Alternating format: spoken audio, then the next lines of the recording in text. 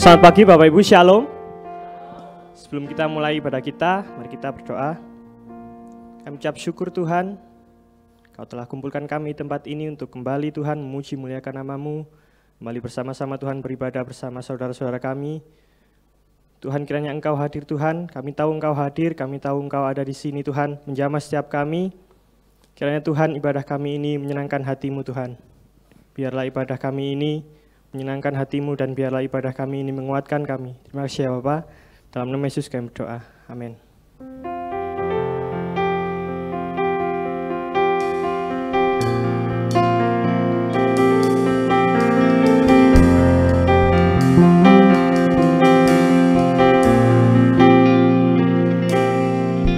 Semua mahkota dunia akan kuletakkan, semua pujian manusia tak kuhiraukan, karena tak ada satupun yang dapat gantikan. Hanya Kau yang kudus dan hanya Kau terbesar. Semua mahkota dunia akan kuletakkan, semua pujian manusia tak kuhiraukan, karena tak ada satupun yang dapat gantikan. Hanya Kau yang kudus dan hanya Kau terbesar. Kau yang layak, Kau yang layak, Kau yang layak disembah. Kau yang layak, Kau yang layak, Kau yang layak disembah.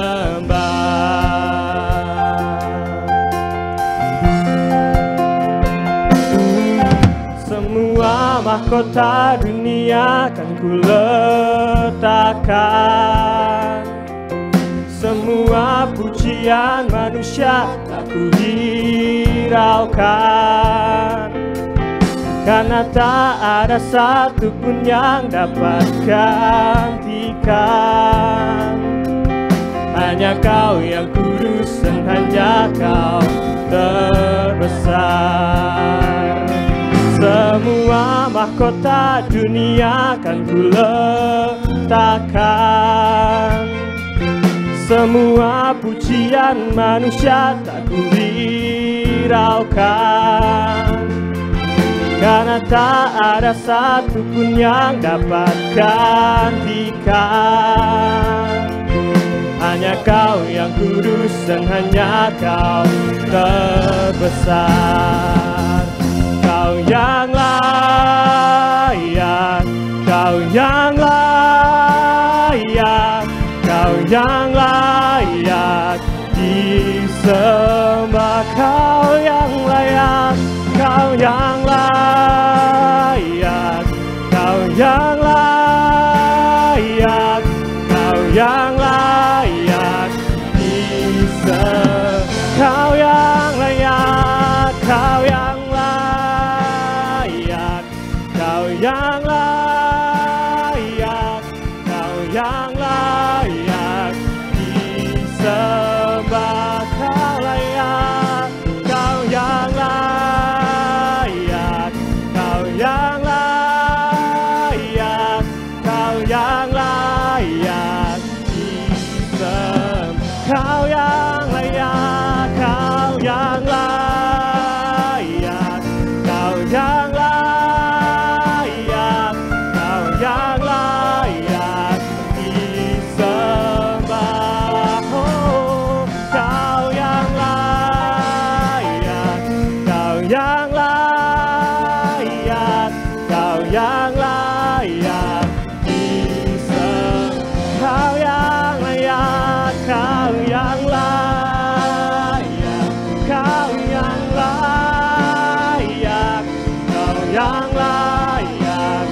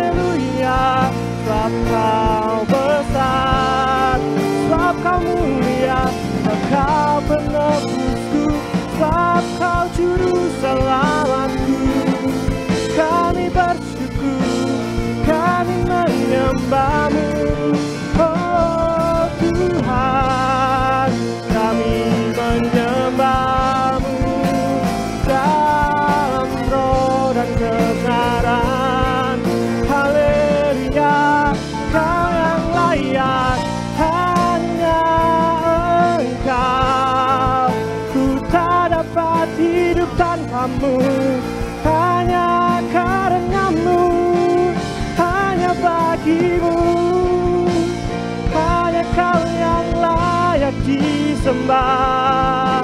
Oh, terima kasih Tuhan, hanya Engkau yang layak disembah.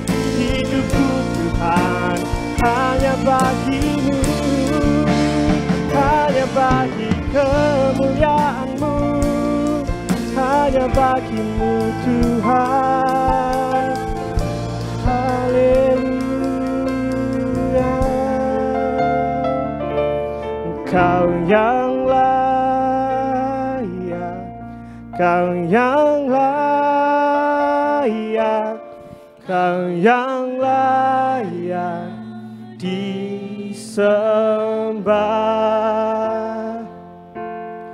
Kau yang layak, Kau yang layak, Kau yang layak disembah. Kau yang layak, Kau yang layak, Kau yang layak, Kau yang layak disembah. Kau yang layak, Kau yang layak, Kau yang layak disembah.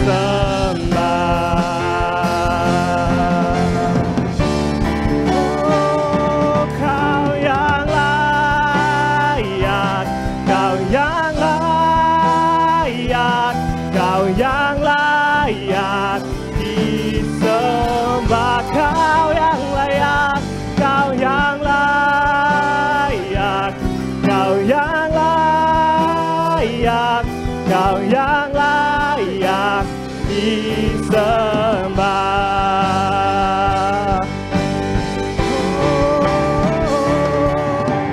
Layak dipuji disembah, Kaulah yang bertahta dulu, sekarang, dan selamanya. Raja atas segala raja, nama-Mu besar termulia. Oh, layak dipuji disembah, Kaulah yang bertahta dulu, sekarang, dan selamanya. Raja atas segala raja, nama-Mu besar termulia. Layak dipuji disembah, Kaulah yang bertahta dulu, sekarang, dan selamanya. Raja atas segala raja, nama-Mu besar termulia. Nama-Mu besar termulia. Nama-Mu besar termulia.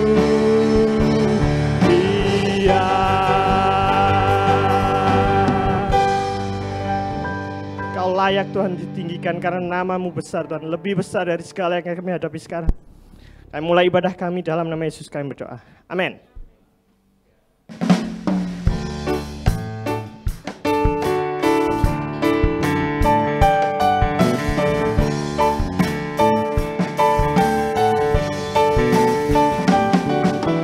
Yesus ajaib, Tuhanku ajaib, kasih-Nya ajaib bagiku. Yesus ajaib, Tuhanku ajaib, rahmat-Nya kekal selamanya.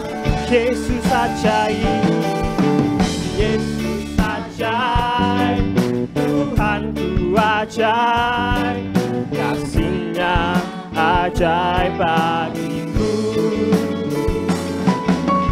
Yesus ajaib, Tuhanku ajaib, rahmat-Nya kekal selamanya.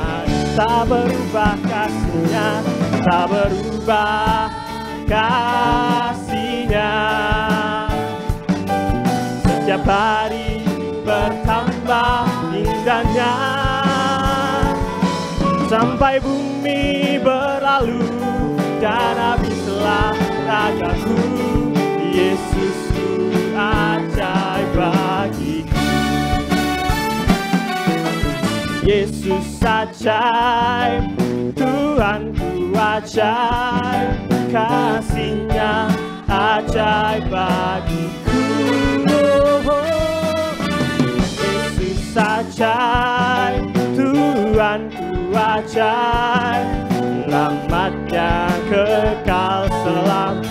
Yesus ajaib, Yesus ajaib, Tuhanku ajaib, kasih-Nya ajaib bagiku.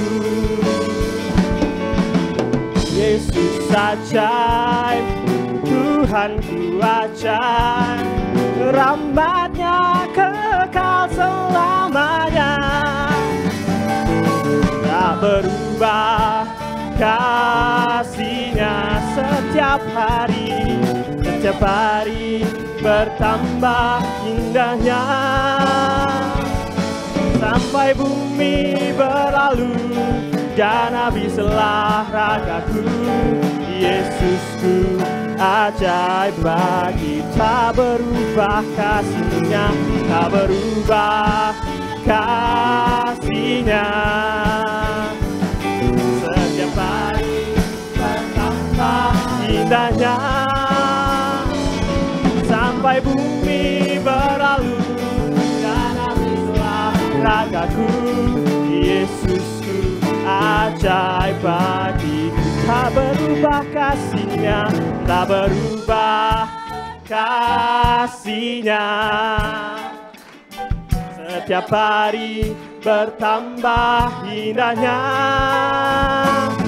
sampai bumi berlalu dan habislah ragaku. Yesusku ajaib, sampai bumi berlalu, sampai bumi berlalu dan habislah ragaku. Yesusku ajaib, sampai bumi berlalu, sampai bumi berlalu dan habislah ragaku. Yesusku ajaib bagiku. Amin.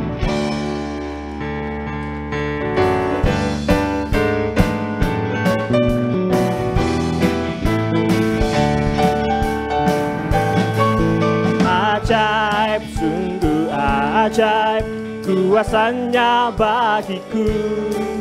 Ajaib, sungguh ajaib, anugerah-Nya dalam hidupku. Ajaib, sungguh ajaib, kasih Yesus bagiku. Betapa heran ku menyaksikan perbuatan-Nya yang ajaib. Ajaib, sungguh ajaib, kuasa-Nya bagiku. Ajaib, sungguh ajaib, anugerah-Nya dalam hidupku. Ajaib, sungguh ajaib, kasih Yesus bagiku. Betapa heran ku menyaksikan perbuatan-Nya yang ajaib. Setiap hari ku menikmati berkat yang berlimpah, sepanjang hidupku merasakan kebaikan-Nya, kasih setia-Nya. Ajaiblah Tuhan Yesusku, ajaib selamanya.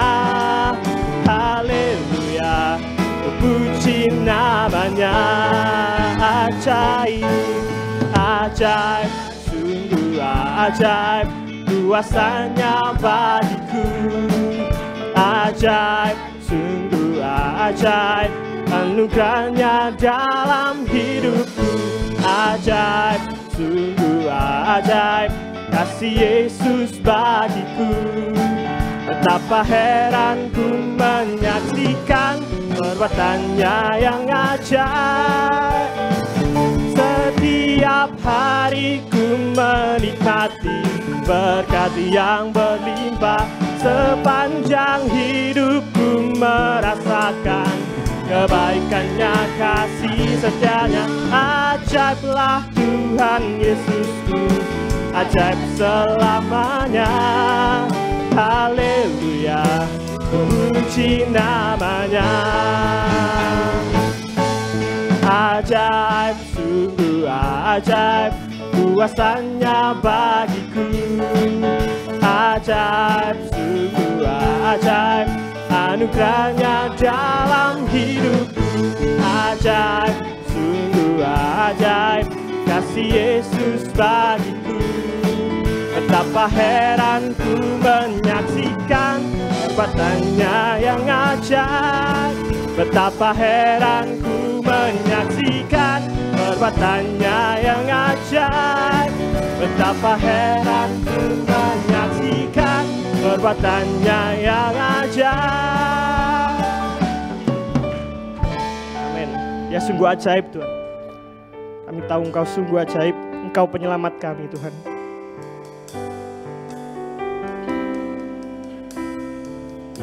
Inilah hidupku,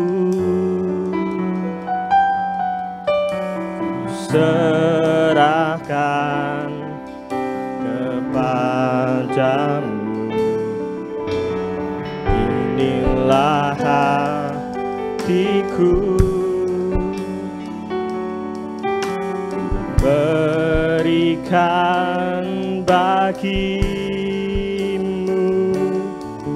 Ku tahu Tuhan, rancanganmu yang terbaik bagiku. Ku tahu Tuhan, pengorbananmu yang mulia bagiku.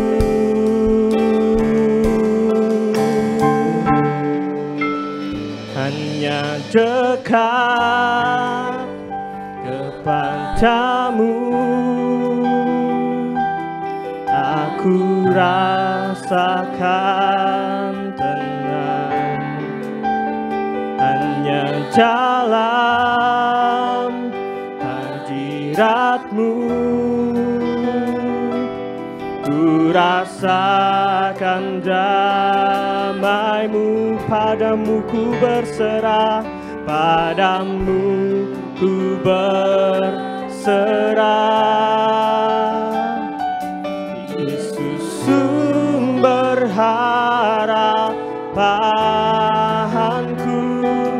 ku percaya padamu penyelamatku.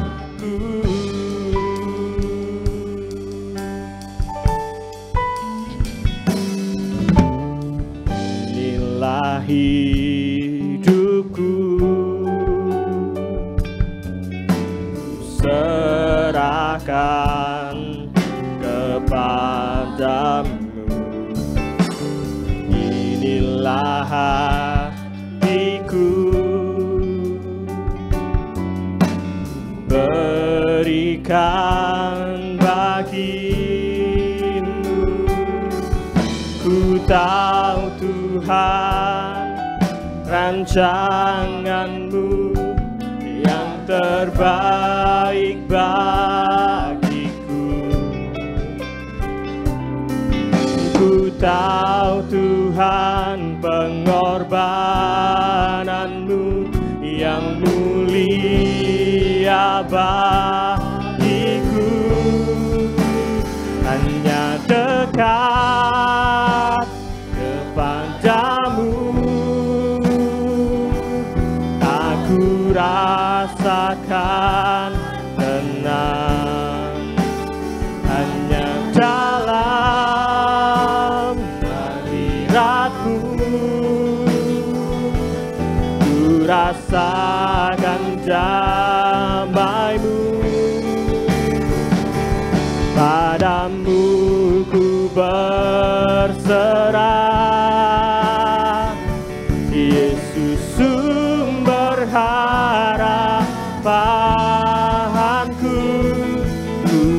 percaya padamu, penyelamatku.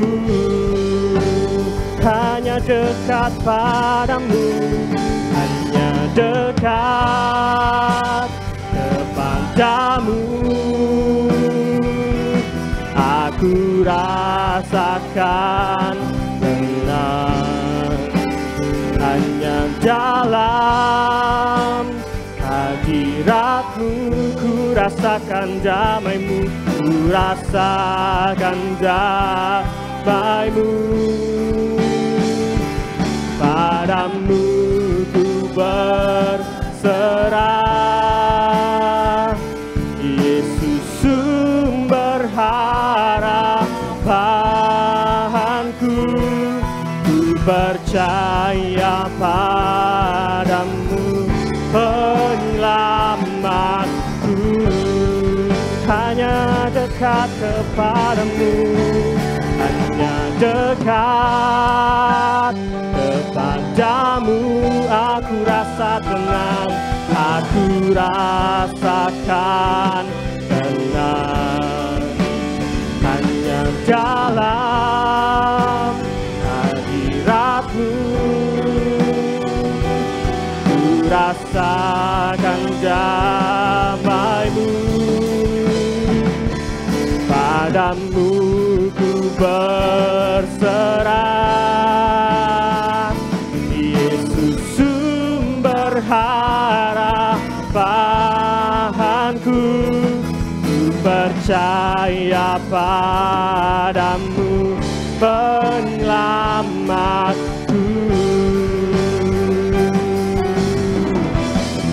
Oh, hanya dekat kepadamu aku rasakan tenang, hanya dalam hadiratmu. Ku rasakan damai-Mu, padamu, padamu ku berserah. Yesus sumber harapan, Yesus sumber harapanku. Ku percaya padamu, penyelamatku. Walau ku berjalan, walau sekalipun ku berjalan di dalam lembah yang gelap, ku tak takut, karena Kau besertaku. Oh, walau ku berjalan, walau sekalipun ku berjalan di dalam lembah yang gelap, ku tak takut, karena Kau besertaku. Hanya dekat padamu, hanya dekat kepadamu. Aku rasakan tenang, hanya dalam hadiratmu. Ku rasakan damai-Mu, padamu ku berserah, padamu ku berserah. Yesus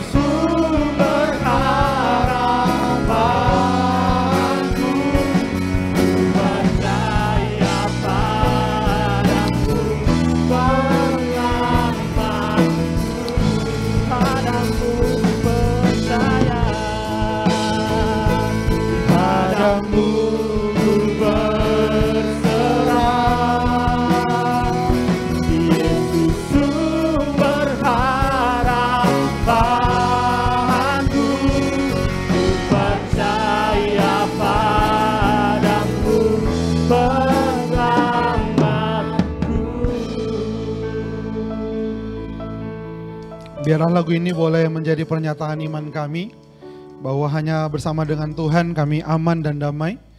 Dan karenanya kami terus ingin bersama dengan-Mu melalui firman-Mu ya Tuhan. Untuk menuntun langkah hidup kami, untuk membawa kami semakin memahami, mengenal, bahkan mengasihi Tuhan sepanjang hidup kami di muka bumi ini.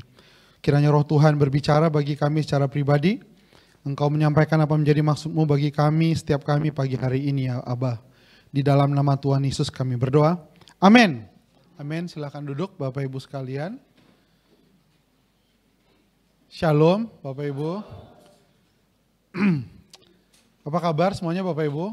Luar biasa lah ya. Apalagi yang udah naik kelas, yang udah naik semester ya nggak sih?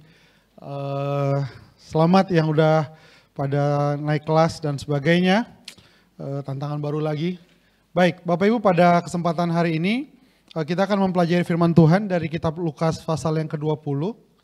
Kitab Lukas pasal yang ke-20. Oke. Kita akan membaca, kemudian kita akan mendapatkan penjabarannya. Judulnya kalau saya di slide pertama kayaknya masih adakah Noel? Judulnya adalah agak-agak Yunani gitu Bapak ya. Exousia sama dunamis. Jadi nanti kita akan mendapati bahwa kata exousia dan dunamis itu secara gamblangnya itu artinya adalah kuasa gitu ya. Tapi di dalam Alkitab ada beberapa kata kuasa pakai kata exousia, tapi ada beberapa kata menggunakan kata dunamis. Dan kenapa ini kita penting untuk kita pahami, nanti kita akan dapatkan artinya atau pemaknaannya setelah kita mempelajari Lukas pasal yang ke-20. Bapak Ibu siap belajar firman Tuhan pagi hari ini? Oke, baik. Kayaknya saya dikasih clicker juga. Oke, sebentar nextnya. Oke, boleh dari atas aja Noel. Kayaknya, oke. Lukas 20 ayat 1, saya menggunakan TB2 Bapak ya, 2022 dikatakan, pada suatu hari ketika Yesus mengajar orang banyak di bait Allah dan memberitakan Injil, datanglah imam-imam kepala dan ahli-ahli Taurat serta tua-tua ke situ. Jadi yang datang ke bait Allah ketika Yesus mengajar tuh 3 kelompok, yang ini adalah ini kaum-kaum elitnya orang Yahudi Bapak ya. Imam-imam kepala, ahli-ahli Taurat, dan tua-tua. Jadi kalau pakai istilah kelompok ini namanya Sanhedrin. Sanhedrin adalah kelompok paling tingginya di dalam dalam agama Yahudi gitu Bapak ya. Mereka adalah orang-orang yang paling bisa menentukan. Termasuk Sanhedrin lah yang menentukan bahwa Yesus harus mati dia salibkan. Jadi ini kelompok berat Bapak, ini kelompok elit gitu ya. Imam kepala, ahli-ahli Taurat serta tua-tua. Nah mereka ngapain? Di ayat 2 dikatakan, oke. Dan mereka berkata kepada Yesus, katakanlah kepada kami dengan kuasa manakah engkau melakukan hal-hal itu? Hal-hal itu maksudnya mujizat dan pengajaran Tuhan Yesus Bapak Ibu ya. Atau siapa yang memberikan kuasa itu kepadamu? Bapak Ibu perhatikan kata-kata yang saya kasih warna kuning. Kuasa manakah, kemudian siapa yang memberikan kuasa itu kepadamu? Pernyataan ini cukup wajar, walaupun sebenarnya nggak wajar juga Bapak ya, ditanyakan kepada Tuhan Yesus. Bapak Ibu kebayang ya, kita ngomong sama Presiden Prabowo misalkan, siapa yang memberikan kamu kuasa seperti ini? Itu kan kayaknya nggak pantas gitu ya. Tapi mereka ucapkan itu karena begini Bapak Ibu, pada masa itu tidak ada orang yang dia tidak diketahui siapa gurunya. Misalkan misalkan siapa ya, Paulus. Paulus itu gurunya siapa Bapak Ibu? Barnabas gitu ya. Kok Barnabas? Siapa sih? Apa ya? Gamaliel. Kenapa jadi Barnabas gitu. Untung ada Pak Rafael di sini yang membantu saya. Gamaliel. Jadi zaman dulu tidak ada orang yang nggak ketahuan siapa gurunya Bapak Ibu. Ya kalau kayak sekarang gitu misalkan gurunya siapa, pesantrennya mana gitulah Bapak ya. Jadi ketika mereka melihat Yesus punya kuasa, mereka bingung. Kamu ini kan nggak ketahuan siapa gurunya, rabinya siapa, sekolahnya di mana, ikut rabi siapa, tapi kok kamu punya kuasa. Makanya mereka bertanya, kuasa manakah? Oke deh, kalaupun nggak pakai tahu siapa kuasanya, paling nggak gini deh, siapa yang memberikan kuasa itu kepada kamu? Jadi dari awal Bapak Ibu, dari semenjak Yesus hadir di muka bumi, dan termasuk kita pengikut-pengikut Tuhan Yesus, orang akan mempertanyakan otoritas yang Bapak Ibu miliki sebagai orang percaya. Itu udah pasti Bapak Ibu. Bahkan Yesus ditanya kuasa manakah? Kalau saya jadi Tuhan Yesus Bapak Ibu ya, Dari kuasa mana? Kuasa ini, dari kuasa ini. Berubahlah engkau jadi pentol korek api. Saya akan gitu kan mereka Bapak Ibu. Kenapa? Karena mereka bertanya kuasa kepada Allah yang maha kuasa Bapak Ibu. Mereka bertanya kuasa kepada anak Allah yang maha tinggi. Karena apa? Karena mereka terbiasa orang punya kuasa pasti dia punya guru. Orang kalau punya sesuatu yang luar biasa pasti dia punya rabi. Jadi nggak mungkin ada orang bisa hebat kalau dia nggak punya gurunya atau rabinya gitu ya. Atau kalau dalam dunia bela diri juga ada begini Bapak Ibu ya, pencak silat, pendekar gitu ya, pasti ketahuan. Dia jago ini, pasti gurunya ini. Dan mereka menggunakan cara berpikir yang sama untuk memahami Yesus. Even Yesus adalah anak Allah, tapi paling tidak dia harus jelaskan siapa yang memberikan dia kuasa. Kenapa? Karena cara berpikir mereka adalah cara berpikir ini Bapak Ibu. Boleh bantu? Bahwa pada masa itu ada dua kelompok yang menentukan bangsa Israel Bapak Ibu. Pertama adalah pemimpin agama. Itu tadi Bapak ya, imam-imam kepala, ahli-ahli Taurat, dan tua-tua.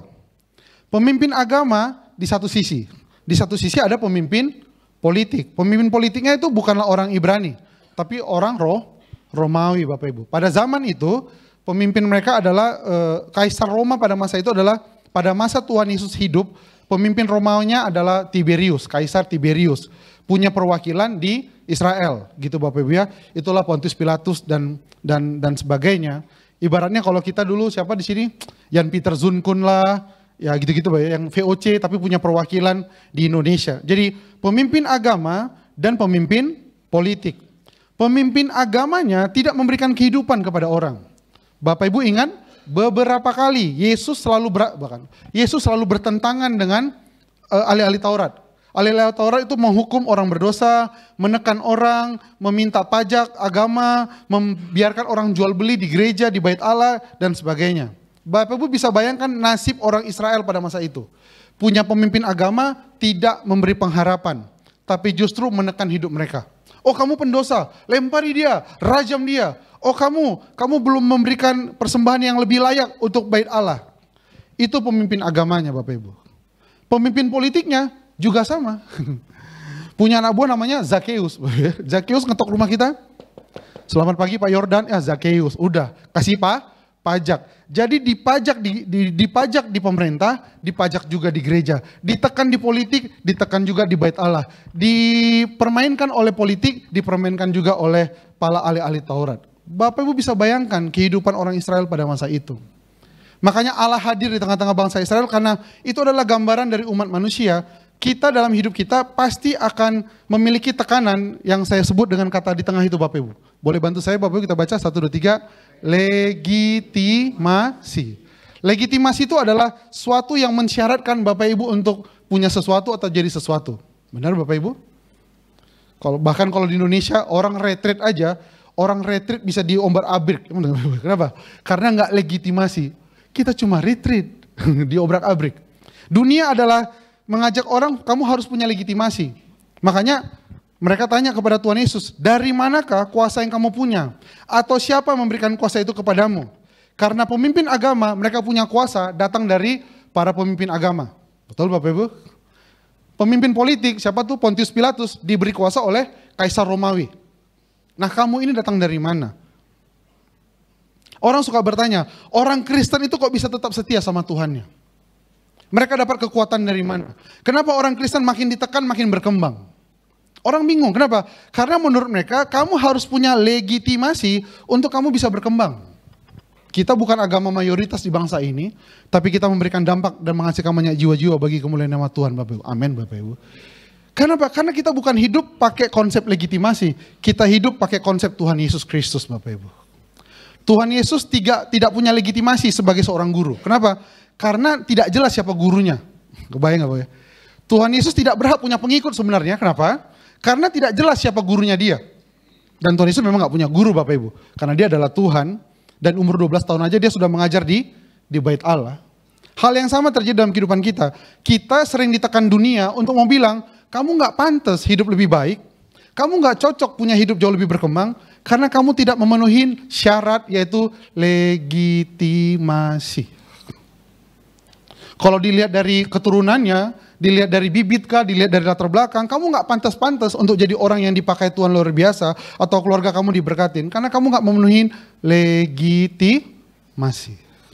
Makanya kalau Bapak Ibu lihat di Alkitab, terutama dalam kitab Injil, orang-orang suka tertekan. Kenapa?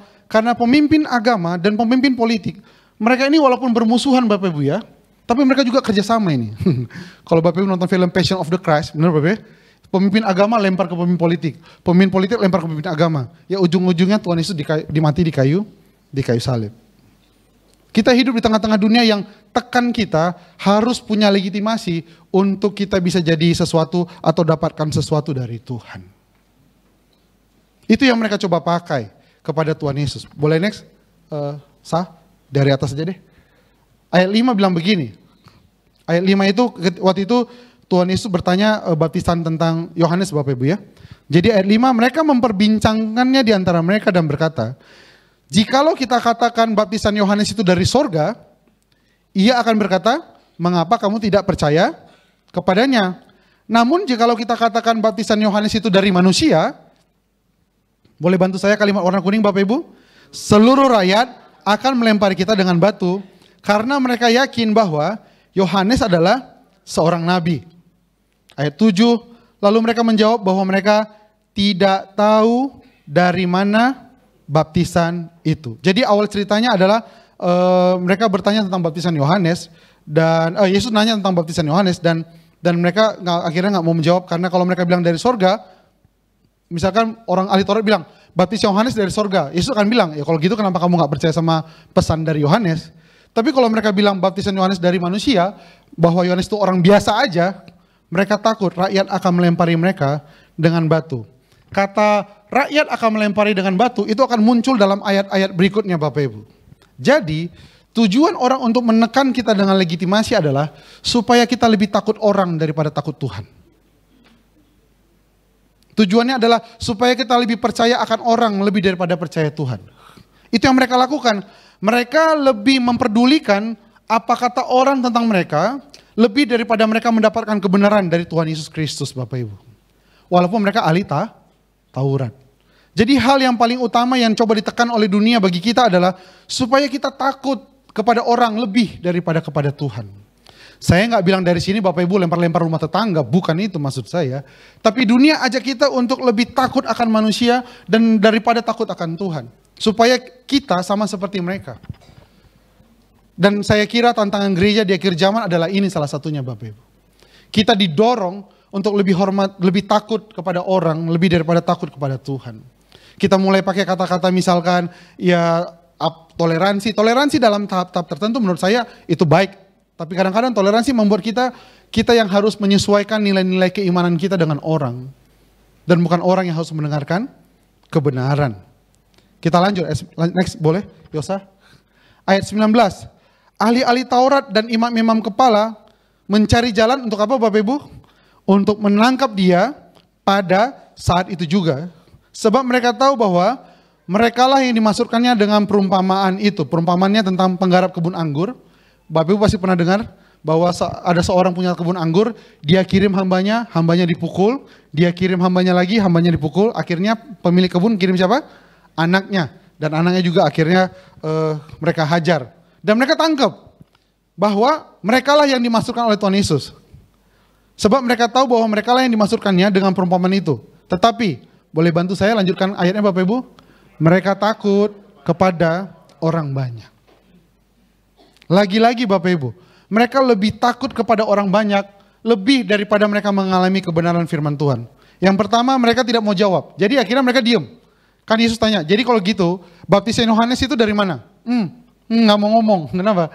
Karena kalau saya jawab, yang ada dua. Pertama, dia dibenarkan. Kedua, kalau kami salah jawab, orang-orang bisa lempari kami. Yang kedua, Yesus kasih perumpamaan. Waktu Yesus kasih perumpamaan, mereka bukan cuma nggak jawab. Sekarang mereka mulai naikkan levelnya. Mereka ngapain Bapak Ibu? Berusaha ngapain? Menangkap dia. Jadi kalau Bapak Ibu berpikir kita gereja Tuhan, semakin lama orang akan semakin baik sama kita, atau bukan orang, dunia maksud saya, dunia lebih semakin baik sama kita, saya kira tidak begitu Bapak Ibu. Yang ada adalah dunia akan semakin menginginkan kebenaran yang ada dalam kehidupan kita. Bapak Ibu nggak mau bilang amin. Amin Bapak Ibu. Dunia akan semakin mengkontrakan firman Tuhan dalam kehidupan Bapak Ibu.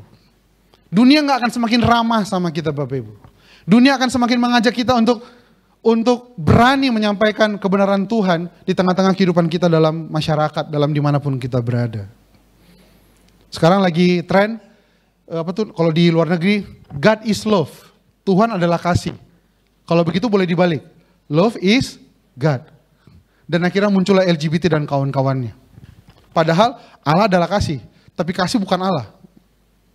Oh, Bapak Ibu percaya sama saya ulang ya. Allah adalah kasih, itu amin Bapak Ibu, setuju ya? Allah adalah kasih. Tapi sekarang yang dikerjakan dunia adalah kalau begitu, kalau Allah adalah kasih, maka kasih adalah Allah. Dan siapapun yang mengasihi, maka dia sedang mempraktekkan sifat-sifat Allah. Tipis-tipis tapi itu berbahaya Bapak Ibu. Allah adalah kasih, titik. Nggak bisa dibalik. Apakah kalau kita mengasihi orang lain, maka sama dengan kita sedang melakukan tindakan-tindakan seperti Allah? Belum tentu Bapak Ibu. Tapi dia Allah adalah kasih. Dan cara kita mengasihi orang lain harus berdasarkan atau bersumber dari Allah. Amin Bapak Ibu. Orang gak bisa mengasihi Allah selain sumbernya dari Allah itu sendiri. LGBT muncul karena Allah mengasihi tidak bersumber kasih dari Allah. Kasihnya bersumber, ataupun lebih tepatnya itu bukan kasih ya. Itu lebih tepatnya hawa nafsu. Bersumber dari apa? Keinginan daging, keinginan mata. Allah adalah kasih. Dan kalau kita mengasihi manusia berdasarkan kasih Allah, kita akan melayani orang tersebut, kita akan memberitakan firman, kita akan membawa dia kepada Tuhan. Tapi kalau bukan Allah sumbernya, bisa aja tujuan kita adalah transaksional, tujuan kita adalah kedagingan, tujuan kita macam-macam Bapak Ibu. Itu yang sedang dibuat oleh dunia. Mereka coba obrak-abrik. Saya sering nonton konten-konten yang mereka giring bahwa Allah adalah kasih. Jadi kalau ada orang anti dengan LGBT, maka dia bukan orang Kristen. Karena seharusnya orang Kristen terima orang apa adanya. Tunggu dulu, kita terima orang apa adanya, tapi untuk datang kepada Tuhan Bapak Ibu. Amin Bapak Ibu. Mereka takut kepada orang banyak. Mereka takut kepada orang banyak. Ini masalah kekristenan akhir-akhir zaman Bapak Ibu. Kita takut kepada orang banyak. Kita takut kepada orang banyak. Saya kira apa yang terjadi di retreat itu menunjukkan bahwa orang percaya adalah orang yang bukan takut. Amin Bapak Ibu. Kita adalah orang-orang yang berani untuk menyatakan iman kita di tengah-tengah dunia. Kita lanjut boleh? Ahli-ahli Taurat dan imam-imam kepala mengamati Yesus. Bapak Ibu lihat ya, intention dan cara mereka kepada Yesus makin naik nih. Tadi cuma bertanya, betul Bapak Ibu. Yang kedua mulai ngapain? Mau menangkap. Sekarang levelnya udah naik Bapak Ibu. Kalau di game itu ya, ini level 3 udah. Ahli-ahli Taurat dan imam-imam kepala mengamati Yesus. Sama kayak yang tadi Bapak Ibu. Tapi nggak cukup. Mereka ngapain? Mereka mengutus kepadanya mata-mata. Yang berpura-pura seperti orang jujur. Supaya mereka dapat menjeratnya dalam perkataannya dan menyerahkannya kepada wewenang dan kuasa gubernur. Boleh mundur? Yes, boleh mundur? Boleh mundur? Mundur lagi? Oke, kita stop di sini. Yang pertama ayat 7. Lalu mereka menjawab, ayat 7 apa Bapak Ibu? Lalu mereka menjawab, mereka tidak tahu. Masih ringan, nggak mau jawab gitu ya. Mereka nggak mau jawab. Tapi next, mereka mulai makin kesel. Mereka mulai ngapain? Menangkap dia. Jadi kalau Bapak Ibu gara-gara Bapak Ibu Kristen percaya Yesus, Bapak Ibu mulai di-press di tempat di mana Bapak Ibu berada, di kantor kah, di pekerjaan, Bapak Ibu nggak usah kaget. Tuhan Bapak Ibu udah duluan ngalaminya. Amin Bapak Ibu. Kalau Bapak Ibu merasa di-press iman Bapak Ibu ditekan karena Bapak Ibu orang percaya, jangan khawatir Bapak Ibu. Tuhan Bapak Ibu udah duluan mengalaminya. Atau lebih tepatnya, kalau kita nggak pernah ditekan oleh dunia terkait iman kita, jangan-jangan kita mesti mempertanyakan iman kita. Kenapa saya nggak mengalami apa yang Yesus alami? Tapi levelnya makin naik, ayat 20, lalu mereka mengutus kepadanya mata-mata. Bayangin Bapak Ibu, ini kerjaan ahli agama macam apa Bapak Ibu? Seharusnya kerjaan mereka adalah menolong umat, seharusnya kerjaan mereka adalah menolong orang-orang yang sedang dalam sakit kusta banyak, orang-orang yang susah banyak. Kan banyak banget orang susah pada masa itu. Karena apa? Karena ditekan oleh penjajahan Romawi. Tapi mereka justru lebih mengikuti ego mereka dan kemarahan mereka. Sampai mereka utus mata-mata, spy. Yang berpura-pura seperti orang jujur. Supaya mereka bisa menjerat siapa Bapak Ibu? Tuhan Yesus dalam perkataannya dan menyerahkannya kepada wewenang dan kuasa gubernur. Ayat 26. Mereka tidak dapat menjerat dia dalam perkataannya. Boleh bantu saya sekali lagi Bapak Ibu. Di depan orang banyak. Mereka heran akan jawabnya itu dan terdiam. Jadi legitimasi akan ajak Bapak Ibu cuma satu tujuannya. Agar Bapak Ibu lebih utamakan orang, pendapat orang, daripada apa maunya Tuhan dalam kehidupan Bapak Ibu. Tadi Tommy ya, walaupun tadi WL kita jarang senyum, tapi lagunya luar biasa Bapak Ibu. Semua mahkota dunia telah kuletakkan, semua pujian manusia tak kuhiraukan. Itu adalah lagu orang-orang yang lebih takut Tuhan daripada takut orang Bapak Ibu. Amin Bapak Ibu. Bapak Ibu, saya sedang menyampaikan firman untuk siapkan Bapak Ibu di masa depan. Dunia tidak akan semakin bersahabat sama kita. Dan memang kita nggak boleh bersahabat sama dunia, itu firman Tuhan. Jadi kalau Bapak Ibu berpikir orang Kristen adalah orang yang bersahabat sama dunia, salah Bapak Ibu. Tapi kita akan jadi jawaban bagi banyak orang. Amin Bapak Ibu. Kita akan jadi jawaban bagi banyak orang. Orang-orang yang haus akan Tuhan akan datang kepada kita. Tapi kalau orang-orang yang memang gak mau datang sama Tuhan, pasti akan jadikan kita adalah musuhnya mungkin atau apapun itu. Setelah kejadian yang di mana tuh, Sukabumi, muncul lagi kasus Depok. Muncul lagi apa, tapi kan itu urusan ibadah. Tapi sebenarnya lebih daripada ibadah, ada banyak orang karirnya gak naik hanya gara-gara ide Kristen. Satu kali saya sebuah kota, jadi ada orang jumpain saya, Pak Yordan doakan saya udah pindah kota, bawa semua keluarga saya, karena saya dijanjikan naik pangkat. Begitu saya tiba di kota ini, saya nggak bisa naik pangkat, karena ada orang lain yang agamanya beda dengan saya, dan akhirnya dia lebih didahulukan. Dan saya kira itu cerita kayak gitu klasik Bapak Ibu. Ada banyak cerita-cerita kayak gitu, karena kita Kristen, karena kita percaya Yesus, macam-macam lah yang terjadi pada kita. Karir nggak naik, tetangga nggak suka, ibadah kita dicari-cari kesalahan, macam-macam. Ngantar makanan nggak diterima, Bapak udah pernah ngalamin gitu belum? Ngantar makanan nggak diterima dan sebagainya. Atau kita dianggap aneh waktu kita nyanyi di rumah. Tapi saya mau bilang untuk Bapak Ibu, jangan khawatir, tapi jadilah jawaban, jadilah garam dan terang bagi Tuhan. Kita udah pasti akan lebih utamakan Tuhan, karena kita nggak lebih utamakan Tuhan daripada orang-orang. Tapi ahli Taurat yang mereka pedulikan cuma satu, mereka takut kepada orang banyak. Jadi kenapa mereka serahkan Yesus kepada kayu salib Bapak Ibu?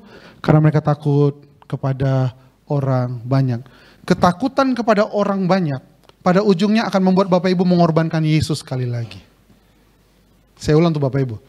Kekhawatiran kita tentang pendapat orang akan iman Kristen kita, harganya pada ujungnya adalah kita akan mengorbankan Yesus itu sendiri Bapak Ibu.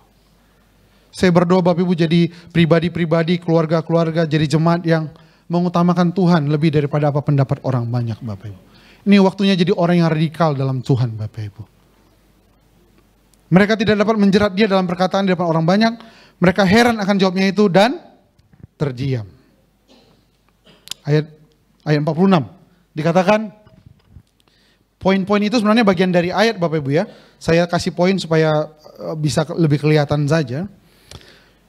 Waspadalah terhadap ahli-ahli Taurat yang suka berjalan-jalan memakai jubah panjang dan senang diberi hormat di pasar, yang senang duduk di tempat terdepan rumah ibadat dan di tempat terhormat dalam perjamuan. Itu semua tampilan depan, betul nggak Bapak Ibu? Yang di atas itu semua tampilan depan, betul ya? Berjalan memakai jubah panjang, semuanya yang di depan. Kita lihat yang di belakangnya, yang aslinya, yang menjadi kelakuan sebenar-benarnya. Ayat 47. Yang menelan rumah janda-janda dan mengelabui mata orang dengan doa yang panjang-panjang. Mereka akan menerima hukuman yang lebih berat. Apa dampaknya kalau kita mulai lebih utamakan takut akan manusia daripada Tuhan Bapak Ibu? Kita akan berbeda tampilan luar sama tampilan dalam. Kita akan berbeda ketika kita di luar sama kita dengan diri kita sendiri. Kita akan berbeda waktu kita di kerjaan sama kita di rumah. Kita akan berbeda ketika kita menghadapi orang, tetangga kita, dengan kita menghadapi keluarga kita dan sebagainya. Ahli-ahli Taurat, mereka menampilkan semua hal yang baik-baik di atas, tapi mereka memiliki kegiatan atau mereka memiliki kebiasaan adalah menghancurkan orang-orang yang terpinggirkan. Kenapa kata menelan rumah jana-jana dimasukkan Bapak Ibu. Karena bagi bangsa Israel, jana-jana itu adalah kelompok yang paling terpinggirkan, yang seharusnya itu mereka diberi perhatian. Jadi kalau kelompok yang paling terpinggirkan, kelompok yang paling nggak punya, mereka mereka manfaatkan sedemikian rupa, betapa jahatnya mereka. Itu yang Tuhan Yesus mau bilang. Yang kedua adalah mereka mengelabui mata orang dengan doa yang panjang-panjang, padahal hati mereka tidak ada kesungguhan kepada Tuhan. Doa Bapak Ibu boleh pendek-pendek, tapi Bapak Ibu didapati sama Tuhan adalah orang-orang yang takut akan Tuhan lebih daripada takut akan orang. Orang-orang kayak gitu mungkin kalau doa sebentar aja, Tuhan kiranya Engkau berkati makanan minuman ini. Itu makanan langsung diberkati Bapak Ibu. Kalau orang ahli Taurat mungkin doanya panjang. Ya Allah, kami berdoa untuk seluruh hidangan yang telah terhidang di hadapan kami. Oh, hidangan yang sungguh lezat dan luar biasa ini. Hidangan yang enak dan sungguh bermanfaat bagi tubuh kami. Hidangan, mungkin mereka panjang. Tapi karena mereka tidak punya hati yang sungguh ke hadapan Tuhan dan mereka lebih takut kepada orang-orang, mungkin Tuhan tidak mendengarkan. Bapak Ibu, belajarlah untuk lebih takut akan Tuhan. Supaya dimanapun kita berada, Tuhan tahu betul, kita di luar, kita di dalam sama persis. Kita sendirian dan kita bersama dengan orang banyak sama persis. Kita ketika memperlakukan orang kantor atau pekerja atau bisnis kita dengan keluarga kita sama persis. Waspadalah kepada mereka yang tampilan depan sama tampilan belakangnya itu berbeda. Itu yang Tuhan mau bilang sama ahli-ahli Taurat. Kenapa? Karena ahli-ahli Taurat mengejar legitimasi manusia. Dan kalau kita mengejar legitimasi Bapak Ibu, kita nggak dapat apa-apa. Kita nggak bisa menjadi pribadi yang lebih dipakai Tuhan lebih dahsyat lagi. Oke, sekarang kita akan masuk. Kalau begitu, kita nggak hidup dari legitimasi, kita hidup oleh apa? Kita hidup oleh dua Bapak Ibu, yaitu exousia sama dunamos tadi. Boleh next, Yos? Yohanes 1 ayat 12 bilang, tetapi semua orang yang menerimanya diberinya kuasa. Kalau TB2 pakai kata hak. Jadi kalau pakai TB2 hak. Nah, kata kuasa di sini Bapak Ibu ini menggunakan kata exousia, hak, otoritas, supaya menjadi anak-anak Allah, yaitu mereka yang percaya dalam namanya.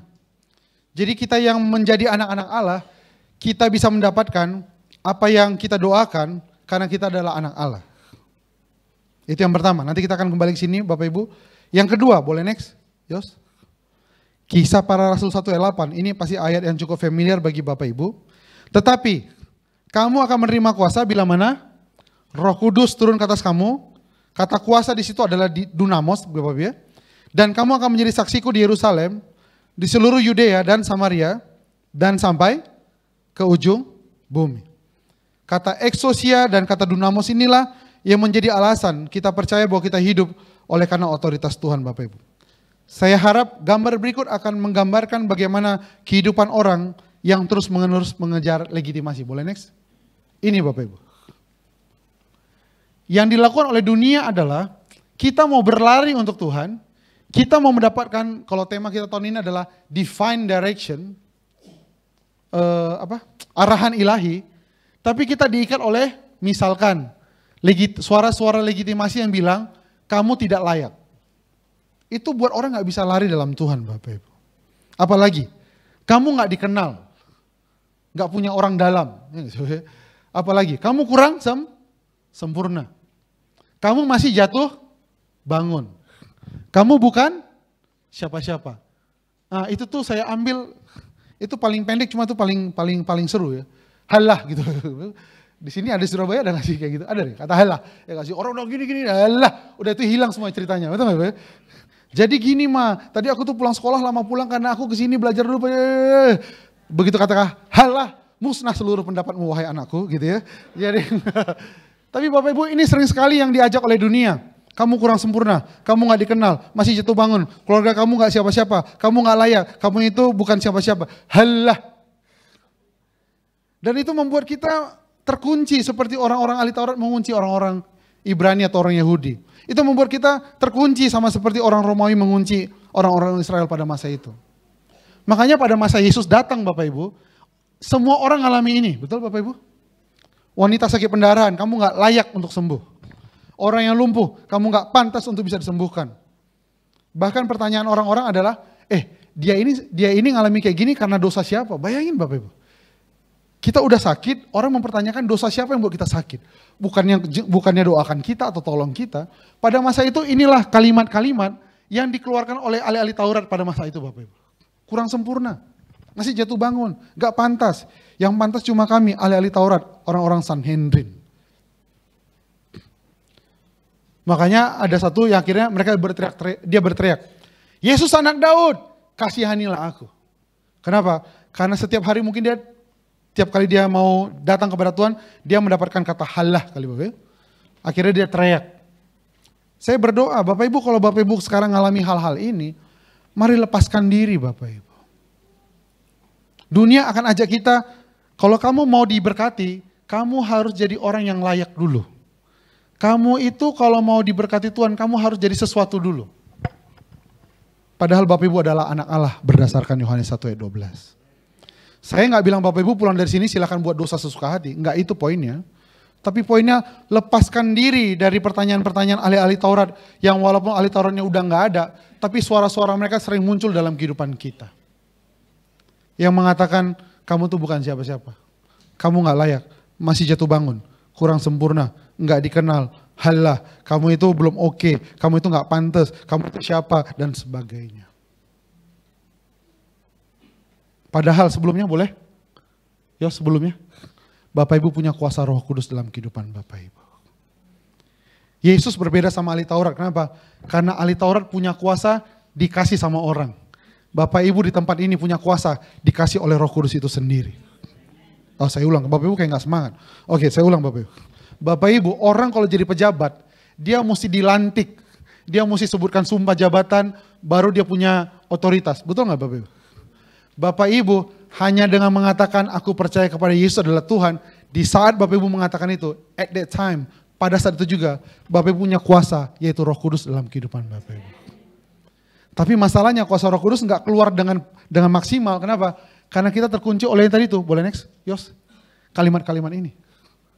Bapak Ibu bayangkan kalau kuasa Roh Kudus terjadi di keluarga Bapak Ibu. Itu luar biasa Bapak Ibu. Pertobatan terjadi, pemulihan terjadi, berkat limpah terjadi, udah pasti Bapak Ibu. Tapi suara-suara ahli-ahli Taurat ini sering muncul dalam kehidupan kita. Ini mungkin di level pribadi, kalau di level orang percaya mungkin ya kalian tuh orang minoritas lah. Kita ini bukan siapa-siapa dan sebagainya. Tapi mari berhenti Bapak Ibu. Mari berhenti dengarkan ahli-ahli Taurat punya suara. Dan Bapak Ibu bukan orang pertama yang dipertanyakan. Yesus sendiri pertanyakan, dengan kuasa manakah kamu melakukan semua hal itu? Mungkin orang kalimatnya begini, kamu siapa? Berani bermimpi, anak-anak kamu akan menjadi orang hebat di bangsa ini. Mungkin kalimatnya adalah, kamu siapa? Sehingga sok-sok mau menyiapkan masa depan yang gemilang bagi generasi kamu. Tapi saya mau bilang, Bapak Ibu anak Allah. Bapak Ibu punya kuasa Roh Kudus. Gambarnya kayak begini Bapak Ibu. Boleh next, yes? Ada dua yang menyertai Bapak Ibu. Bapak Ibu punya otoritas sebagai anak Allah. Satu kali saya melayani anak-anak muda gitu ya. Nah anak-anak muda ini kebetulan mereka saudaraan gitu ya. Lucu lah. Terus mereka ada beberapa, 3 orang lah mereka ya, saudara. Terus saya tanya sama yang nomor 2 lah. Kenapa kamu jarang minta sama papa kamu gitu ya? Yang sungkan aja lah bang, merepotkan orang tua saya. Terus saya tanya sama adik dia yang paling kecil, karena adik mereka yang paling kecil tuh kadang-kadang pakai sepatu baru lah, punya kaos baru lah, maksudnya papanya beliin, maksud saya itu. Terus saya tanya sama anak yang paling kecil, kenapa kamu berani minta sama papa kamu? Terus dia jawabannya santai banget, tapi membuat kedua kakak-kakaknya terbelenggu. Jawabannya begini, ya kan papa. Jadi yang kakak-kakaknya tidak minta kepada papa karena nggak mau berani papa. Yang adik yang paling kecil minta karena ya kan papa. Maksudnya kepada siapa lagi saya minta kalau bukan papa saya. Dan itu membuat kakaknya, iya juga ya kenapa saya nggak mikir kayak adik saya gitu ya. Adik dia mikir ya karena gue punya papa gue minta aja ke papa saya. Kakak-kakaknya kan karena papa saya ribet gak usah saya minta. Tapi pembicaraan itu mengubahkan mereka. Dan langsung si kakaknya itu langsung pulang minta papanya sepatu. Dan papanya dengan gampang membelikan sepatu. Hanya karena dia lupa dia punya papa yang kalau dia minta papanya kasih. Ayat ini hanya untuk orang tua ya, anak-anak, ini bukan ayat untuk kalian praktekkan sepulang dari ibadah, bukan. Ini khotbah kayu Yordan hanya untuk orang tua, bukan untuk anak. Tapi saya mau bilang untuk Bapak Ibu, seringkah kita seperti itu? Kita karena udah gede, kita udah dewasa, kita lupa kita punya Bapa. Yang kalau kita minta diberi, kalau kita ketok pintu dibuka, kalau kita cari dia akan mendapatkannya kepada kita. Rasanya hidup tuh harus susah, hidup tuh harus berat, ya hidup udah pasti berat Bapak Ibu, tapi gak usah ditambah berat lagi dengan tidak berani meminta. Satu kali Yesus bilang, siapakah di antara kamu yang kalau anaknya minta minta roti dikasih, masa minta batu dikasih roti. Yang minta roti dikasih batu, dan kalau minta ikan dikasih kalajengking atau ular. Ular. Ya sudahlah kita anggap sama lah itu ya. nanti kita cek. Tapi siapakah di antara kamu yang ayahnya kalau anaknya minta roti dikasih batu, kalau dia minta ikan maka dikasih kalajengking atau ular. Terus Yesus bilang lagi kalimatnya, apalagi Bapamu yang di sorga. Saya berdoa Bapak Ibu, jemaat anugerah, siapapun Bapak Ibu, datanglah sebagai anak ke hadapan Bapa. Dan beranilah meminta apapun. Dan dia akan memberikannya untuk Bapak Ibu. Karena kalau kita mau pakai kuasa yang ini Bapak Ibu, sebelumnya Kak, kita udah kejar sempurna, walaupun sempurna kita gak mungkin sempurna Bapak ya. Bilanglah kita sudah sempurna. Tapi kita akan ditanya, kamu anak siapa? Dapat nih kita anak orang hebat, tapi kita gak layak. Hidup itu selalu ngajak kita untuk dari satu ke satu. Padahal yang perlu kita lakukan adalah boleh next Yos. Cuma duduk dan bilang, Bapak, aku perlu ini. Bapak aku minta tolong aku. Ini masalah udah berat banget. Aku gak bisa lagi Bapak. Bapak Ibu adalah anak Allah.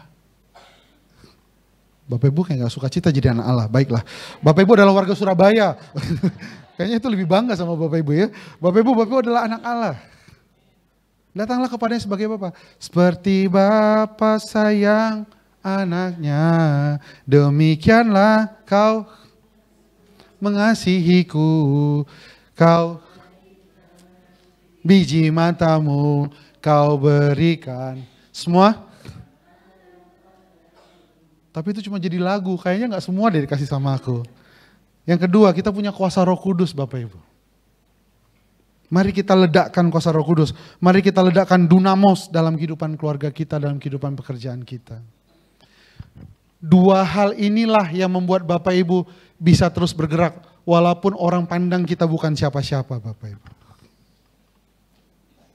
Sekarang lagi zamannya orang dalam berkuasa, betul nggak Bapak Ibu? Di mana-mana orang dalam, wakil menteri aja semuanya komisaris. Gimana kita mau ngalahkan mereka Bapak Ibu? Nggak mungkin Bapak Ibu. Saya lihat dari tadi sini nggak ada wakil menteri di sini, belum ada gitu ya.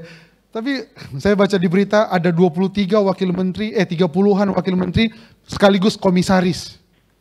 Garuda lah, Telkom lah, macam-macam. Bapak Ibu mau ngalahkan mereka gimana ceritanya? Selain Bapak Ibu punya akses sebagai anak Allah. Dan Bapak Ibu punya kuasa oleh Roh Kudus.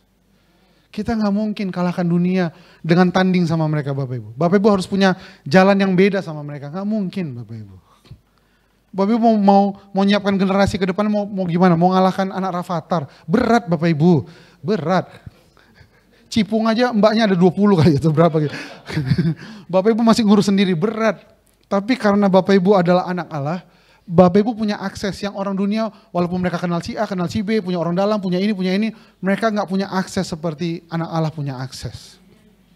Itu yang buat Bapak Ibu suka cita. Jadi melihat masa depan jangan, nek kamu ya udahlah, papa mama serahkan kepada Tuhan sajalah, berat hidup ini, ya gak sih? Kita nggak punya orang dalam, tapi kita punya Tuhan Bapak Ibu. Siapa contohnya? Ini Bapak Ibu, boleh next? Ini yang terakhir. Kita punya Yusuf contohnya Bapak Ibu. Nggak mungkin sebenarnya anak Israel jadi putra mahkota Mesir. Itu nggak mungkin ceritanya Bapak Ibu. Betul nggak sih Bapak Ibu? Misalkan orang mana lah, orang Indonesia lah gitu ya, orang Solo, orang Surabaya, misalkan orang Surabaya lah, tiba-tiba jadi anak dari kaisar Jepang. Nggak mungkin Bapak Ibu, nggak mungkin. Itu nggak mungkin lah. Mau dia punya orang dalam, bayangin lah saya, Bapak Ibu bayangkan saya aja lah. Saya jadi anak kaisar Jepang. Ya Bapak Ibu lebih gak percaya lagi lah ya. Oke lah, tapi bayangkanlah saya jadi anak kaisar Jepang tuh gimana cerita, atau saya jadi anak kaisar siapa? Oh Yordan, anak Raja Yordan. Siapa nama Raja Yordan? Siapa sih? Saya lupa tuh. Yang dia pilot tempur juga. Ya nggak sih, Bu? Gimana ceritanya saya bisa jadi anak Raja Yordan? Walaupun nama saya Yordan, Bapak Ibu, saya nggak mungkin jadi anak Raja Yordan, Raja Abdullah, saya ingat saya. Nggak mungkin, Bapak Ibu. Apalagi Yusuf, anak Israel, tapi jadi anaknya Firaun, nggak mungkin. Kalaupun Yusuf punya orang dalam, bayangkanlah harus seberapa dalamlah orang dalamnya Yusuf, Bapak Ibu, sehingga orang Israel bisa jadi putra mahkota. Tapi sekali lagi, dia anak Yahweh, dia anak Allah. Dia punya jalur yang orang lain gak bisa punya jalur. Dan dia jadi. Apakah dia punya legitimasi? Pada ujungnya Bapak Ibu, kita akan punya legitimasi. Tapi kita hidup bukan karena legitimasi. Bukan karena takut akan orang. Tapi karena takut akan Tuhan. Yang kedua, kita punya Musa Bapak Ibu. Musa, ya gak sih? Bayangin Bapak Ibu jadi Musa. Dulu pernah hidup di Mesir, kemudian dia ketemu lagi. Saya bayangin Bapak ya, mungkin itu prajurit-prajurit di belakangnya itu adalah yang ngajari Musa berkuda. Betul gak? Kan Musa itu kan dulu anaknya Mesir, kemudian pergi, datang lagi, betul Bapak? Mungkin, Om apa kabar? Musa, kamu tuh kok bisa kamu ninggalin Mesir dan sebagainya. Kamu tuh saya yang ngajari kamu baca tulis pakai hieroglif. Oh bukan baca tulis, mahat. Hieroglif kan pahat, tak. Atau saya ngajar kamu berpedang, pedang dan sebagainya. Tapi Musa hidup lebih takut Tuhan daripada takut kata orang. Kalau saya jadi Musa mungkin saya bilang, Papa Firaun, terimalah aku kembali jadi anakmu ya Papa. Karena capek banget jadi orang Israel. Capek banget. Aku harus ke padang gurun lah, mendingan aku datang. Dan jadikanlah aku kembali anakmu ya Papa. Ya gak sih? Orang Israel itu biarkan saja. Tapi Musa lebih utamakan kehendak Tuhan. Lebih daripada takut akan orang. Dan Musa menjadi orang yang hidup oleh kuasa roh. Dan dia tahu dia punya Allah yang adalah Bapaknya. Yang terakhir, Daniel Bapak Ibu. Daniel bagaimana ceritanya Bapak Ibu? Dia bukan orang dalam, dia bukan orang Babel, dia orang pembuangan, dia orang tawanan. Betul Bapak Ibu? Dia tawanan, bayangin Bapak, tawanan bisa jadi orang penting, itu gak mungkin Bapak. Enggak mungkin tawanan jadi orang penting. Enggak mungkin. Enggak mungkin Bapak Ibu. Tapi di bangsa Babel, dia jadi penasehat. Sejarah membuktikan atau mencatat, Daniel itu Bapak Ibu melayani 8 raja. 8 raja. Jadi bayangin, berarti dia melayani, kalau kita presiden ya, Soekarno, Soeharto, lanjut gitu. Dia 8. Jadi Daniel terus berkuasa, ada dalam circle kekuasaan 8 raja. Kenapa? Karena dia punya roh Allah. Karena dia mempraktekkan kuasa roh Allah. Dan dia tahu dia punya Allah yang terus menerus bersama-sama dengan dia. Pertanyaan saya untuk Bapak Ibu. Tiga-tiganya ini, apakah bangsa tempat mereka tinggal atau bangsa tempat mereka hidup adalah bangsa mengenal Tuhan? Tidak.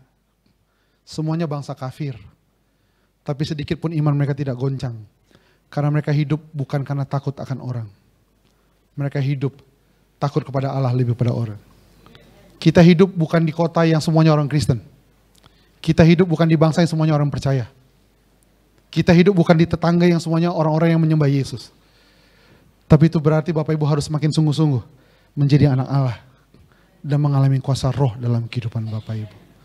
Jangan takut menghadapi tantangan iman Bapak Ibu. Teruslah setia. Teruslah mendoakan anak cucu Bapak Ibu jadi seperti mereka.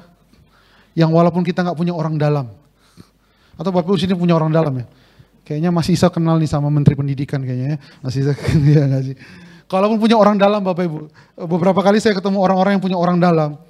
Di dalam itu pun banyak banget orang dalam. Jadi jalur si A, jalur si B, jalur si C ini bertanding untuk dapatkan jabatan dan sebagainya. Itu udah repot banget. Tapi saya berdoa, kiranya Bapak Ibu mendidik anak Bapak Ibu percaya kepada Bapak yang baik. Yang akan kasih akses. Orang berjuang dan sebagainya. Ya berjuang harus, belajar keras harus. Tapi kita harus menjadi anak Allah. Karena kita gak bisa lawan dunia ini. Kita harus punya jalan khusus. Kita mesti punya jalan yang berbeda. Dan Allah memberkati. Saya berdoa dari gereja ini akan lahir Daniel. Amin Bapak Ibu. Kebetulan gak ada nama Daniel di gereja ini ya. Oh udah ada Pak. Oke. Iya Pak, siapa? Maksud saya yang lebih muda Pak, maksud saya Pak. Oke. Kita berdoa ada Yusuf, ada Musa, ada banyak, ada Daud yang Tuhan terus hadirkan. Bukan karena kita siapa-siapa. tapi karena Allah kita adalah Allah yang siapa-siapa. Bukan karena kita kenal siapa, tapi karena kita kenal Allah yang maha luar biasa dalam kehidupan kita. Bapak Ibu datanglah kepada Bapak. Ini tahun ajaran baru, Bapak Ibu pasti baru berat, bayar uang sekolah, uang pembangunan, apalagi Bapak Ibu, uang baju, uang macam-macam. Sekolah itu memang ya. Tapi percayalah Bapak Ibu, Tuhan akan memberkati Bapak Ibu. Selama Bapak Ibu datang kepada Bapak. Yang kedua, alami kuasa roh dalam kehidupan Bapak Ibu. Saya kira itu tanda bahwa khotbah harus selesai. Jadi agak berbeda tandanya kalau di gereja ini ya. Agak halus mainnya. Oke, baiklah. Cara-cara. Mari kita menghadap Tuhan Bapak, kita berdoa. Kami memohon agar kami hidup bukan karena apa yang kami lihat, tapi hidup karena percaya. Terkadang melihat cerita-cerita orang susah banget cari kerja untuk anak-anak. Susah banget untuk siapkan sekolah anak-anak. Tapi Bapa, kami semua di tempat ini, berapapun usia kami adalah anak di hadapan-Mu ya Bapa. Kadang-kadang kami lupa karena kami berpikir, ya karena kami sudah dewasa maka kami bukan anak. Tapi di hadapan-Mu kami adalah anak. Karena itu kami berdoa, apapun yang Bapa percayakan kepada kami, keluarga, usaha, pekerjaan, pelayanan, kepercayaan, apapun yang Bapa berikan, Bapa, kiranya Engkau sendiri yang memberkati kami dalam melakukannya. Kami berdoa juga, biarlah kuasa Roh Kudus itu nyata atas kami. Exousia, hak kami sebagai anak Allah. Dan juga dunamos, kuasa Roh Kudus nyata dalam kehidupan kami ya Tuhan. Kami gak mungkin mengejar apa yang dunia coba syaratkan kepada kami. Kalau mau diberkati harus lakukan ini, punya si ini, kenal si ini, bayar segini dulu dan sebagainya. Tapi kami percaya selama kami memiliki Bapa di sorga, Bapa akan membuka jalan kepada kami. Dia akan membuat kesempatan-kesempatan baru. Bahkan di tanah yang kering dia akan menjadikan sungai. Bahkan di tengah lautan yang luas dia akan membelah dan membuat kami bisa berjalan. Kami berdoa Tuhan mempercayakan anak-anak yang Tuhan percayakan kepada Bapak Ibu di tempat ini. Terbukalah jalan bagi mereka untuk masa depannya. Bukan karena siapa kami, tapi karena siapa Tuhan yang mereka layani sejak masa muda mereka. Hamba berdoa biarlah gereja ini jadi gereja yang semakin berbuah Tuhan. Nama Tuhan semakin ditinggikan. Bukan karena siapa kami, tapi karena roh Tuhan yang berkuasa. Karena Bapa kami hadir bersama dengan kami. Dan kami mengalami anugerah yang lebih lagi dalam kehidupan kami ya Tuhan. Terima kasih Bapak. Berbicaralah lebih pribadi lagi bagi kami. Berbicara, lepaskan kami dari kata-kata, dari omongan-omongan yang kadang-kadang itu membatin dalam diri kami. Yang membuat kami nggak bisa lepas dan datang kepada Bapa dan mengalami kuasa roh. Ada syarat-syarat yang harus kami penuhin. Nggak pantas, nggak bisa, bukan siapa-siapa, kamu ini dulu jatuh bangun dan sebagainya. Tapi hari ini kami mau datang untuk mendengarkan suara Bapa yang bilang engkau adalah anak yang engkau kasihi ya Bapa. Terima kasih Tuhan untuk hari ini. Kami berdoa kiranya Tuhan bawa kami untuk mengalami kuasa roh, mengalami hak sebagai anak. Hak yang mahal. Hak yang walaupun dikasih gratis secara anugerah, bukan berarti itu murahan. Hak sebagai anak Allah yang bisa membuat kami memanggil, ya Aba, ya Bapa. Dan kami percaya waktu kami memanggil Engkau ya Aba, ya Bapa, hatimu condong kepada kami. Perhatianmu penuh kepada kami. Untuk mendengarkan jeritan hati kami. Untuk mendengarkan kerinduan kami.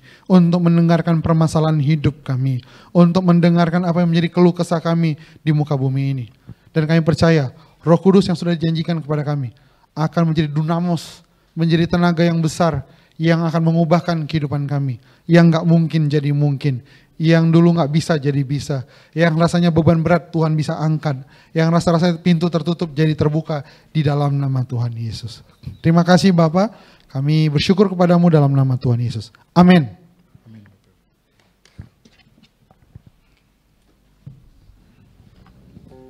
Cek. Saya undang untuk pelayan-pelayan perjamuan kudus maju ke depan.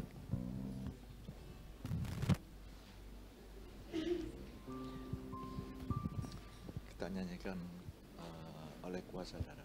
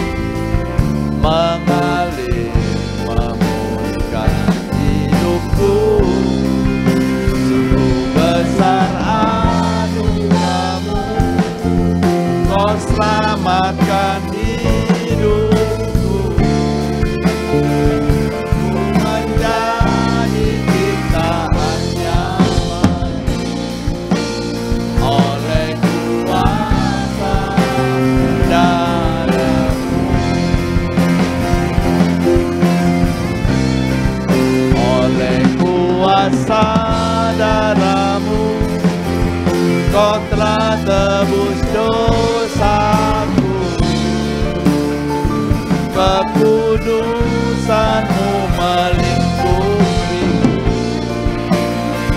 kasih-Mu mengalir.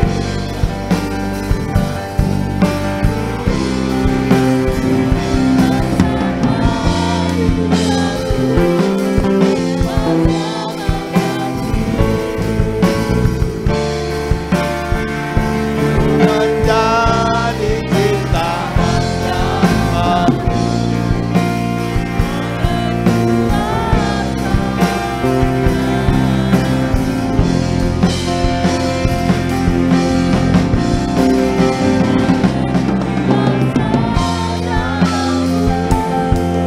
Kau telah tebus dosa-Mu, kekudusan-Mu melingkupi, kasih-Mu mengalir memulihkan hidupku.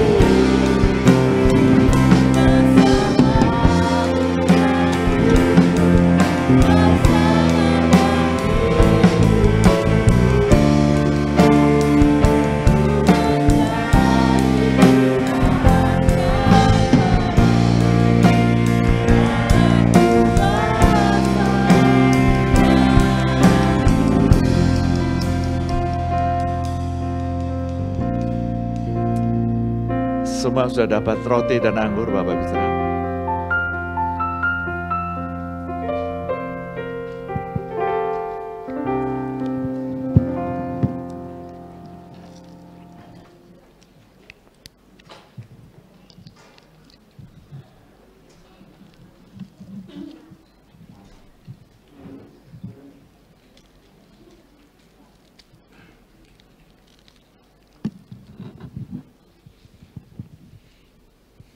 Kita angkat roti di atas kepala kita.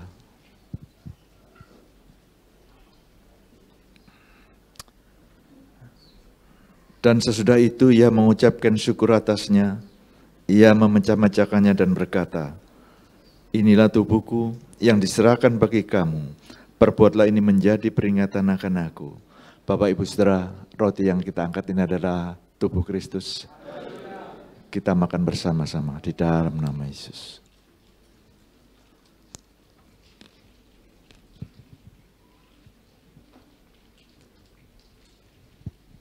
Kita angkat anggur di atas kepala kita.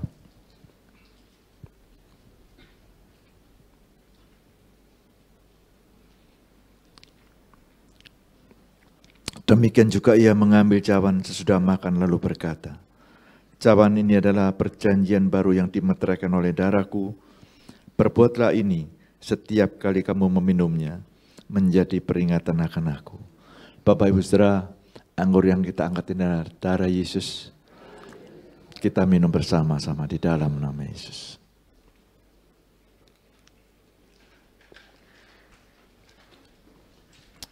Yes, terima kasih Bapak. Thank you. Terima kasih ya Bapak. Kalau 2000 tahun yang lalu Engkau telah menyerahkan hidupmu, menyerahkan nyawamu untuk menebus kami semuanya, dan kami menjadi anak-anak-Mu kembali, dan kami menerima kembali hak kami menjadi anak-Mu, dan oh Tuhan, memiliki kembali kerajaan surga itu ya Tuhan. Terima kasih Bapak. Bila kita menjadi orang-orang yang selalu mengingat penderitaan Yesus, kami semua yang telah menerima anugerah menjadi anak-anak-Mu ya Bapa,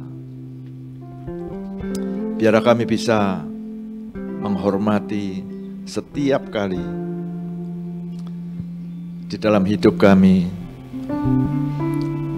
karya-Mu yang besar untuk kami semuanya ya Bapa.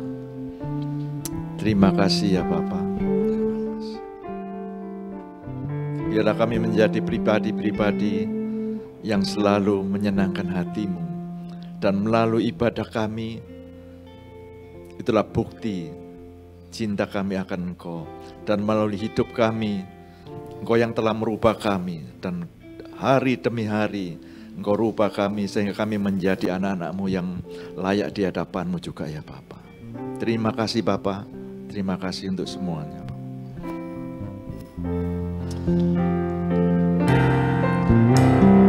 Thank you,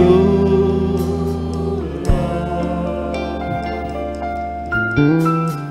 Thank you, Lord. Thank you, Lord. I just want to thank you. I just want to thank you. I just want to thank you, Lord. Thank you, Lord. Thank you, Lord. Thank you, Lord. I just want to thank you. I just want to thank you. I just want to thank you, Lord. Thank you, Lord. Thank you, Lord. Thank you, Lord. I just want to thank you. I just want to thank you. I just want to thank you, Lord. Terima kasih Bapa, buat kasih-Mu,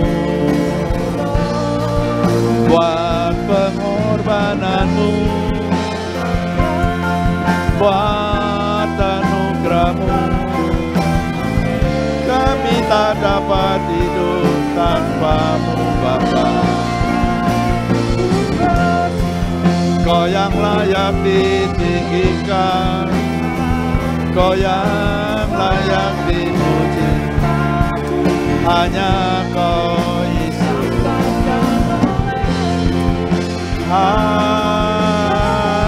Haleluya, haleluya.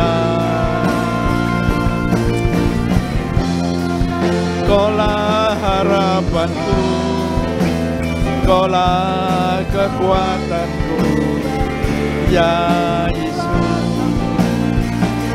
Haleluya, haleluya, haleluya. Terima kasih Yesus, terima kasih Bapa, buat karya-Mu dalam hidupku Bapa. Haleluya, haleluya. Haleluya, Yesus yang mulia. Segala puji syukur, hormat, kemuliaan hanya bagi-Mu Tuhan. Karena Engkaulah Allah yang layak kami sembah, kami puja dan kami puji. Bagi kami tidak ada Allah lain selain Engkau ya Yesus yang layak kami tinggikan. Bapa, kami sudah mendengarkan firman-Mu. Kami yakin dan percaya melalui firman-Mu, kami diingatkan dan kami dimampukan untuk membangun iman kami. Kami tahu Tuhan begitu banyak hal-hal yang dapat merintangi iman kami. Kalau saat ini kami mendengar banyak berita tentang iman-iman kami yang diganggu Tuhan. Namun kami yakin dan percaya satu, Engkaulah Allah Tuhan Juru Selamat kami yang senantiasa akan memampukan kami. Bapa, kami sudah makan dan minum tubuh dan darah-Mu. Ini adalah sebagai bukti kasih untuk kami semua ya Tuhan. Engkau telah berkorban di kayu salib. Ini adalah bukti yang luar bagi kami. penyertaan Tuhan atas hidup kami. Terima kasih ya Tuhan, Kau berkati hamba-Mu yang sudah menyampaikan firman-Mu. Berikan senantiasa hikmat, marifat, akal budi yang daripadamu, serta kesehatan, keselamatan untuk hamba-Mu. Ini semua karena kasih karunia-Mu. Terima kasih ya Tuhan Yesus. Kami serahkan segala doa kami hanya di dalam satu nama, Yesus Tuhan Allah dan Juru Selamat kami yang hidup. Amin. Silakan duduk Bapak Saudara. Saya akan sampaikan kegiatan gereja seminggu depan. Hari Jumat ada ibadah wanita dimulai jam 6 sore. Hari Sabtu ada doa pagi dimulai jam 5 pagi. Hari Minggu ada ibadah anak dan teens dimulai jam 7:30 pagi. Dan dilanjutkan dengan ibadah raya dimulai jam 9:30 pagi. Itulah pembuahan saya, Tuhan memberkati. Kita nyanyikan sebuah lagu, ku nyanyi haleluya, kita akhiri ibadah kita pada siang hari ini.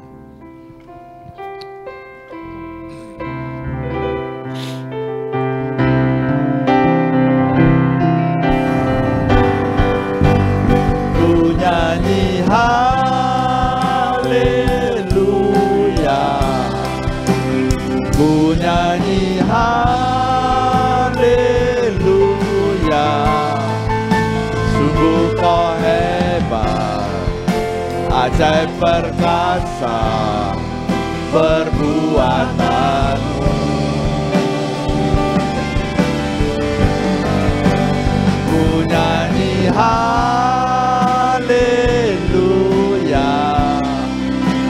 ku nyanyi haleluya, sungguh Kau hebat, ajaib perkasa perbuatanmu. Di hidupku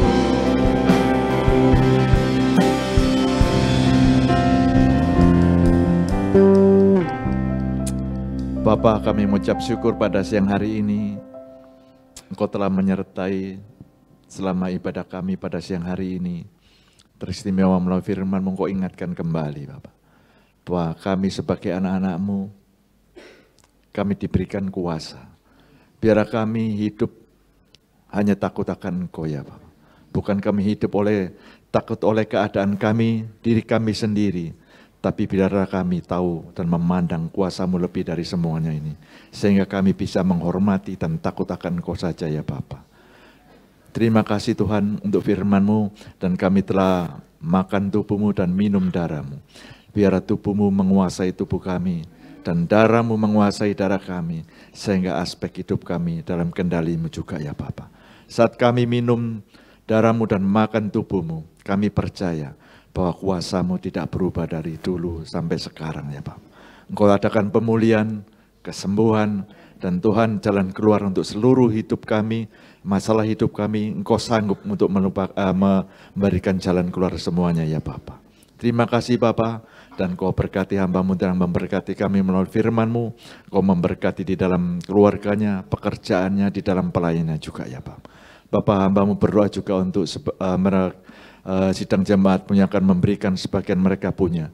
Biarlah mereka memberikan dengan rasa sukacita, rasa syukur, dan rasa cinta akan Engkau ya Bapa. Bapak Ibu Saudara, sekarang angkat kedua tangan Bapak Ibu sekalian. Berbahagialah engkau yang telah mendengar firman Tuhan, menyimpan dan melakukannya. Diberkatilah orang yang mengandalkan Tuhan. Diberkatilah suamimu, diberkatilah istrimu, diberkatilah anak-anakmu.